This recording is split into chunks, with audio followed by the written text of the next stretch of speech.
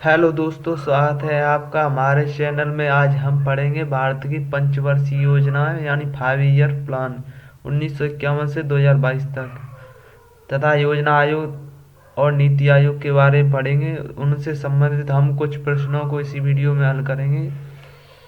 भारत का योजना आयोग भारत सरकार की एक संस्था है जिसका प्रमुख कार्य पंचवर्षीय योजनाएं बनाना था तथा 2014 में इस संस्था का नाम बदलकर नीति आयोग किया गया। भारत में योजना आयोग के संबंध में कोई संवैधानिक प्रावधान नहीं है। यानी 15 मार्च 1950 को केंद्रीय मंत्रिमंडल द्वारा पारित प्रस्ताव के द्वारा योजना आयोग की स्थापना की गई तथा 13 अगस्त 2014 को योजना आयोग खत्म कर दिया गया।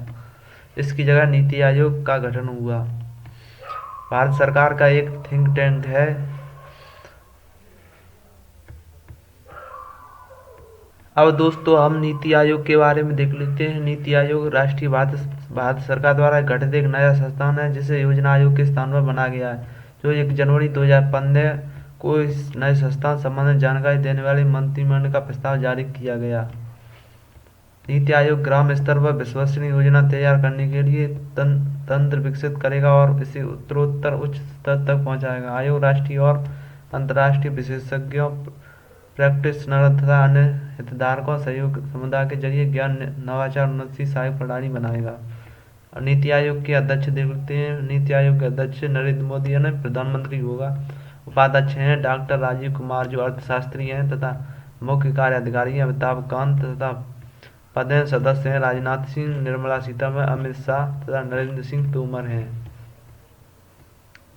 अब दोस्तों हम पंचवर्षीय योजनाओं को देखते हैं। पहली पंचवर्षीय योजना 1951 से 1956, 1956 से 1961। दूसरी पंचवर्षीय योजना, तीसरी पंचवर्षीय योजना 1961 से 1966 तथा चौथी पंचवर्षीय 1969 से 1974, पांचवी 1974 से 1979 तथा छठी 1980 से 1985 तथा सातवीं 1985 से 1990 तथा आठवीं 1992 से 1997, नौवीं है 1997 से 2002 या 2002 से 2007 तक है 10वीं पंचवर्षीय योजना तथा 11वीं योजना है 2007 से 2012 तथा 12वीं योजना है 2012 से 2017 तक।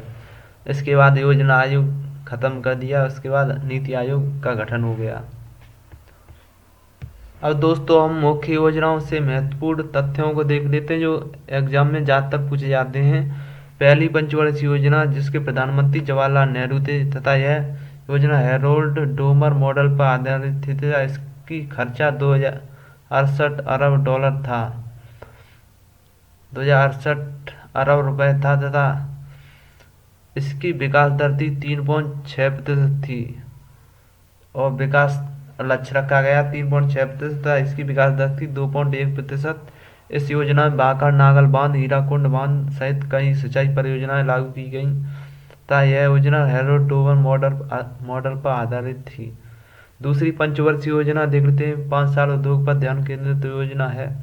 यह महानवोदित मॉडल पर आधारित थी तथा इस योजना में भिलाई, दुर्गापुर, राउरकेला स्थानों पर स्थापित की गई तथा होमा जागीर बामा परमाणु ऊर्जा आयोग के पहले अध्यक्ष के रूप में गठन किया। Tata institute of fundamental research एक अनुसंधान संस्थान बनाई गई तथा भारत में पंचवर्षीय योजना कुल राशि 4000 करोड़ रुपए खर्च की गई।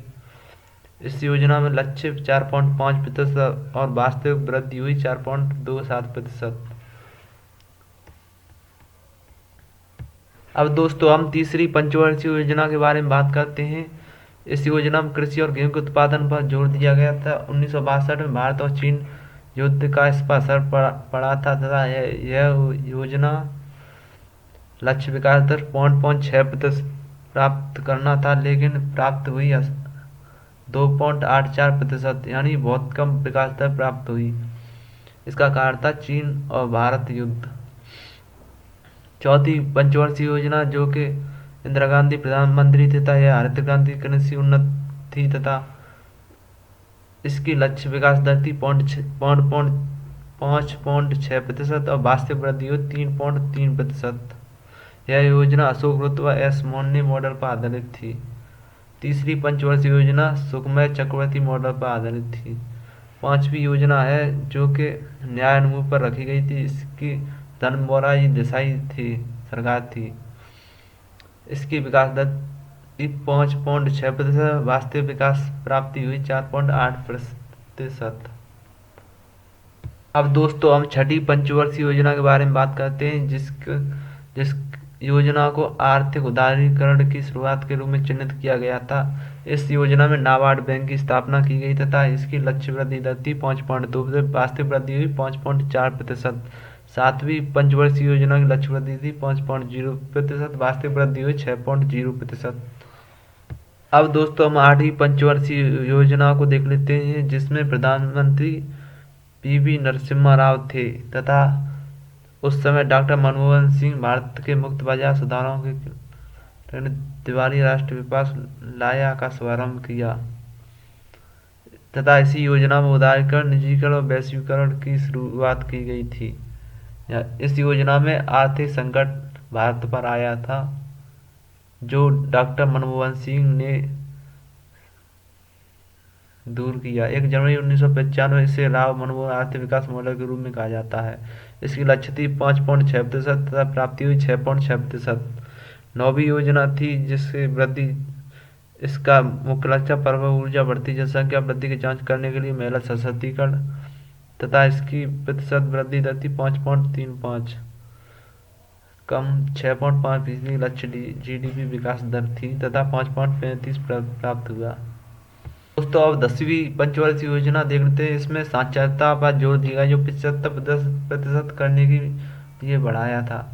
11वीं पंचवर्षीय योजना जिसमें कृषि वृद्धि दर 3.5% तथा सेवा वृद्धि दर 8.9% तथा घरेलू उत्पादन 8%, साक्षरता 45% था। उस समय प्रधानमंत्री मनमोहन सिंह थी। 12वीं पंचवर्षीय योजना जिसमें विकास दर घटकर 6.7% हो गई थी। अब दोस्तों हम पंचवर्षीय योजनाओं से महत्वपूर्ण प्रश्न देख लेते हैं। भारत की 12वीं पंचवर्षीय योजना की अवधि थी। इसका ऑप्शन है बी 2007 से 2012 तक, नहीं 2012 से 2017 तक थी। ऑप्शन ए है। दूसरा प्रश्न, भारतीय पंचवर्षीय योजना का मुख्य विषय क्या था? बी है ऑप्शन तेज, अधिक, समावेशी, सतत विकास। भारत की 12वीं पंच योजना का विकास लक्ष्य क्या था? इसका था 8%। निम्न में कौन सी 12वीं पंचवर्षीय योजना का उद्देश्य नहीं था? इसका था ऑप्शन डी 2015 राजकोषीय घाटे का 0% लाना।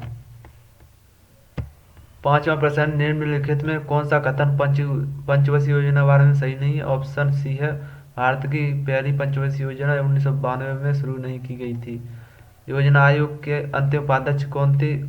ऑप्शन सी है, मोटेक सिंह अहलुवालिया थे। प्रश्न है, 12वीं पंचवर्षीय योजना कुल बजट क्या था? ऑप्शन बी है 47.7 लाख करोड़ था। तो कौन सी ढंग से मेल नहीं खाता है? कौन सही ढंग से मेल नहीं खाता? इसका ऑप्शन डी है, 8वीं पंचवर्षीय या 1995-2002 तक यह मेल नहीं खाता है। दोस्तों पूछा है तृतीय पंचवर्षीय योजना की समयावधि थी। तृतीय पंचवर्षीय योजना की समयावधि थी 1961-1966 तक। तृतीय पंचवर्षीय मुख्य उद्देश्य क्या थे? तृतीय पंचवर्षीय मुख्य उद्देश्य भारतीय अर्थव्यवस्था को आत्मनिर्भर एक्टिव स्टेट पहुंचाना था। तृतीय पंचवर्षीय निर्धारित वृद्धि दर थी 5.6% थी। तृतीय पंचवर्षीय योजना में किस क्षेत्र प्राथमिकता दी गई? इसमें कृषि और उद्योग दोनों क्षेत्रों में प्राथमिकता दी गई। तृतीय पंचवर्षीय योजना की असफलता का मुख्य कारण क्या था? असफलता का मुख्य कारण इस समय अवधि में हुए भारत चीन युद्ध, पाकिस्तान युद्ध, भूतपूर्व सूखा था। प्रश्न पूछा गया द्वितीय पंचवर्षीय योजना किस मॉडल पर आधारित थी? द्वितीय पंचवर्षीय योजना पीसी महालनोबिस मॉडल पर आधारित थी। तृतीय पंचवर्षीय योजना की समयावधि थी 1956 से 1961 तक। द्वितीय पंचवर्षीय योजना मुख्य उद्देश्य जीवन स्तर को ऊंचा उठाना था। तृतीय पंचवर्षीय समयावधि 1961 से 1966 तक थी।